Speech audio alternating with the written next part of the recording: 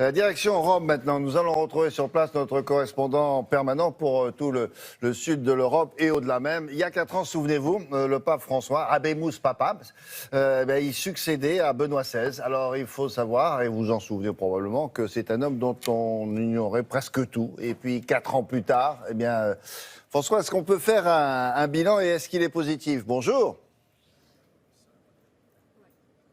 Oui, bonjour William. Alors c'est toujours évidemment difficile de dresser un bilan, mais vous savez, il y a parfois des anecdotes qui en disent très long. Alors lorsqu'en 2013, le cardinal Bergoglio, qui allait devenir ensuite le pape François, est arrivé ici à Rome, il était comme tous les autres cardinaux.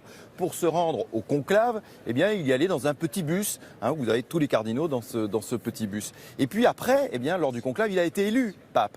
Et à l'issue du conclave, la voiture pontificale, la voiture du pape, une limousine avec chauffeur, l'attendait. Et là, le pape François dit non, pas du tout.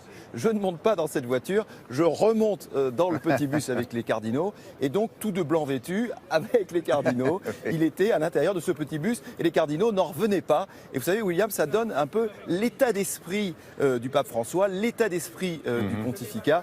Regardez le reportage que nous avons réalisé avec Colomban Jaossidi. Buonasera. Un pape venu de l'autre bout du monde. Il y a 4 ans, un cardinal argentin inconnu en Europe est élu chef de l'Église catholique. Jorge Bergoglio choisit le nom de François comme le saint d'Assise. Le symbole est fort. Il place son pontificat sous le signe de la pauvreté et de la simplicité. Comme je voudrais une Église pauvre et pour les pauvres. C'est vers les plus démunis que le pape François se tourne. Il multiplie les voyages dans les régions les plus pauvres du monde.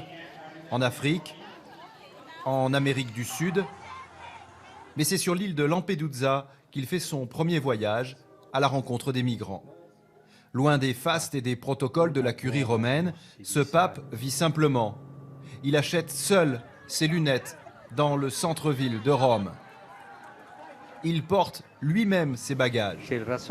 J'ai toujours dans mon sac mon rasoir, mon agenda et mon bréviaire.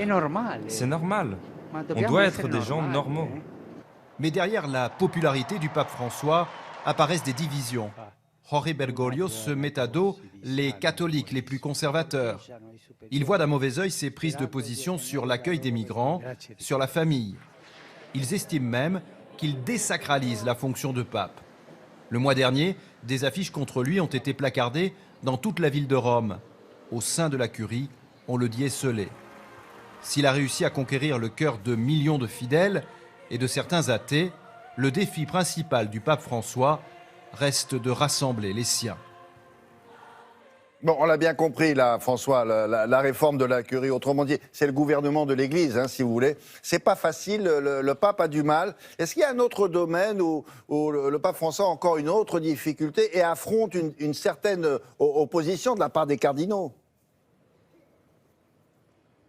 Oui, une opposition ou au moins une résistance, William. En fait, c'est dans le domaine de la lutte contre la pédophilie dans l'Église. Alors évidemment, le pape François a eu des mots très durs contre les prêtres pédophiles. Il a eu des mots très durs également contre les évêques qui couvrent ces prêtres pédophiles. Mais dans la pratique, la réforme a du mal à se mettre en place. Il a créé une commission de lutte contre les agressions sexuelles. Et cette semaine, on a appris une membre de cette commission, qui est elle-même d'ailleurs une ancienne victime d'abus sexuels de prêtres, elle a claqué la porte violemment, elle a démissionné. Et qu'est-ce qu'elle dit ? Elle dit en gros que le Vatican freine des 4 fers pour punir justement les évêques qui ont couvert des agressions sexuelles. Et donc ça montre, William, que la réforme en matière de lutte contre la pédophilie dans l'Église a du mal à progresser.